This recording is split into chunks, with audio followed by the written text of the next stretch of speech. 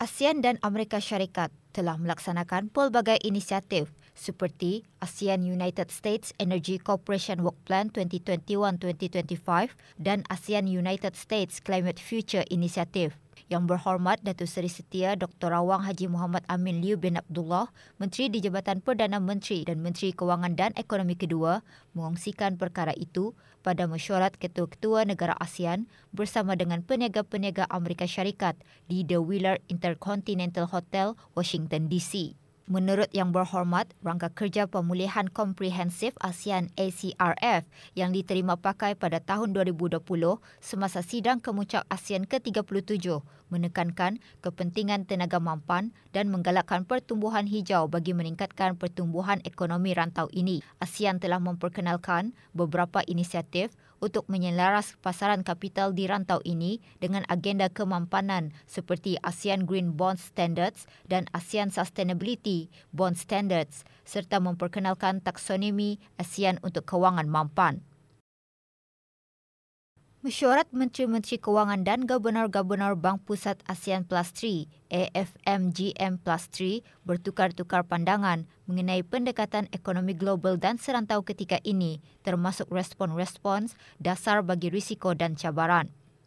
Semasa mesyuarat secara maya itu, Jemaah Menteri ASEAN Plus 3 dan Gubernur juga bersetuju meskipun wujudnya pertumbuhan berterusan secara kolektif, sifat berhati-hati terhadap risiko penurunan perlu dikekalkan di samping mengambil dasar tindakan yang perlu ke arah mengukuhkan pertumbuhan dan pembangunan jangka panjang. Perlunya negara-negara ASEAN Plus 3 bekerjasama dalam menangani cabaran-cabaran biasa, antaranya menyokong usaha ke arah memastikan rantaian bekalan serantau yang berdaya tahan terutama bagi produk-produk dan komoditi-komoditi penting. Juga dikongsikan inisiatif yang dilaksanakan oleh Brunei Darussalam dalam memudahkan perdagangan rentas sempadan dan menangani impak dari inflasi global. Program diskusi inovasi produk 1K 1P akan diadakan selama 4 hari bermula 25 Mei hingga 30 Mei 2022. Program anjuran Jabatan Daerah Tutong, Badan Kemajuan dan Kreatif Daerah Tutong dan Majlis Perundingan Kampung Daerah Tutong dengan kerjasama Kementerian Hal Ehwal Dalam Negeri itu bertujuan memperkembangkan lagi produk satu kampung satu produk. Lebih 400 peluang pekerjaan ditawarkan oleh 26 buah syarikat semasa Market Day 2022. Dianjurkan oleh Unit Bimbingan Kerjaya IBTE, Market Day 2022 diadakan khusus bagi lepasan graduan IBTE tahun 2019 hingga 2021. Program diadakan di Hotel Wafa Kampung Beribi. Acara selama sehari itu menyediakan platform bagi para lepasan graduan yang sedang mencari pekerjaan yang relevan dengan kelulusan atau kelayakan masing-masing. Hasil pendapatan para usahawan tempatan terus bertambah dengan adanya penganjuran aktiviti jualan. Aktiviti jualan hujung minggu di Kompleks Beli Belah Mabuhay terus diadakan bagi mempromosikan pelbagai barangan tempatan dan luar negara yang juga dijual secara dalam talian sekaligus diharap dapat memperkenalkan produk tempatan. Most of our vendors are usually first-timers also, so they come here, they want to showcase to customers. We give them the exposure. We have a bit of a large target audience here. And yeah, it's basically to just help all of the local entrepreneurs.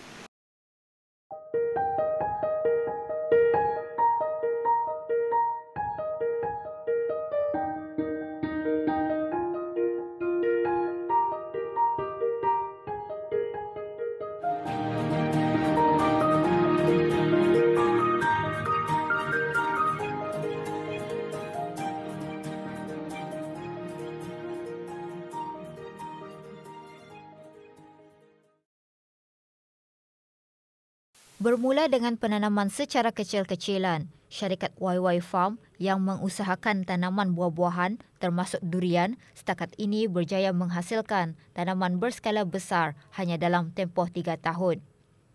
Syarikat YY Farm mula beroperasi pada tahun 2019 di tapak perkeluasan 48 hektar di kawasan kemajuan pertanian KKP Merangking di daerah Belait. Tanaman utama syarikat YY ialah buah-buahan, termasuk durian, nenas dan limau kasturi.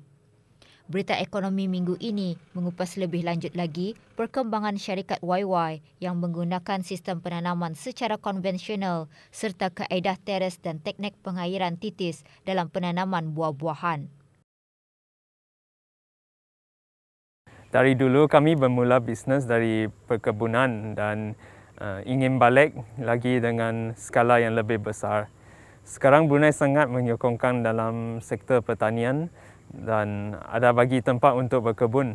Ini merupakan satu peluang yang besar untuk menanam buah-buahan seperti durian musangking dan nanas. Syarikat kami menggunakan sistem penanaman secara konvensional dan kaedah teres dan sistem pengairan titis. Dalam masa 3 tahun, syarikat YY telah menghasilkan pelbagai tanaman buah dan sayur.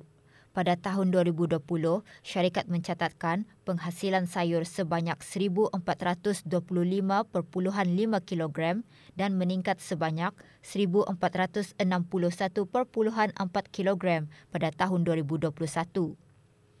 Penghasilan buah-buahan juga menunjukkan peningkatan sebanyak 25,290.4 kilogram pada tahun 2021 berbanding tahun sebelumnya sebanyak 771 kilogram. Penghasilan tanaman mula dipasarkan pada tahun 2020 iaitu ke restoran YY. Hasil tanaman syarikat juga dipasarkan ke beberapa buah kedai runcit tempatan. Bagi prospek pengeluaran pula, syarikat ini berhasrat untuk mengeksport hasil ladang selain pengeluaran dalam negara. Hasrat syarikat kita, selain dari pengeluaran dalam negeri, kami juga mahu mengeksport hasil ladang.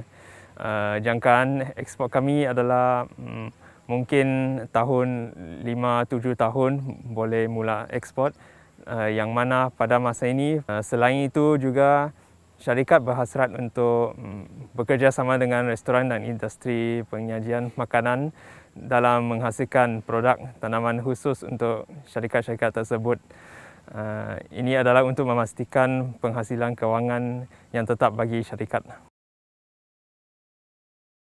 Syarikat ini juga tidak terlepas dari berdepan pelbagai cabaran, terutama dalam memastikan tanaman yang baik. Syarikat ini berharap agar lebih ramai lagi belia untuk melibatkan diri dalam bidang pertanian. Memastikan pokok durian tumbuh dengan baik adalah antara cabaran terbesar bagi kami kerana ia memerlukan banyak masa dan usaha untuk melenggarkannya. Tapi kami pasti ia akan berbaloi sebelumnya.